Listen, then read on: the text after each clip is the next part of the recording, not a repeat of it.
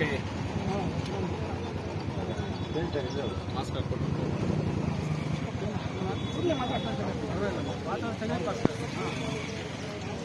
ಸರಿ, ಇವತ್ತು ಅಂದರೆ 3ನೇ ತಾರೀಕು ಅಕ್ಟೋಬರ್ ತಿಂಗಳು 2021ನೇ ಇಸ್ವಿ ಈ ಭಾನುವಾರ ಮಧ್ಯಾಹ್ನದಲ್ಲಿ ಚಿಕ್ಕಬಳ್ಳಾಪುರ ನಗರದ ಹೊರವಲಯದಲ್ಲಿ ಕಂದವಾರ ಅನ್ನುವಂಥ ಒಂದು ಸ್ಥಳದಲ್ಲಿ ಸುಮಾರು ಒಂದು 10ರಿಂದ 15 ಜನ ಒಂದು ಮನೆಯಲ್ಲಿ ಸೇರಿ ಶಾಂತಿಯುತವಾಗಿ ಯೇಸು ಕ್ರಿಸ್ತರ ಪ್ರಾರ್ಥನೆಯನ್ನು ಮಾಡ್ತಾ ಇದ್ದ ಸಂದರ್ಭದಲ್ಲಿ ಕೆಲವು ಜನ ಅಪರಿಚಿತರು ಅಲ್ಲಿ ಹೋಗಿ ಅವ್ರ ಮೇಲೆ ದೌರ್ಜನ್ಯ ಎಸಗಿದ್ದಾರೆ.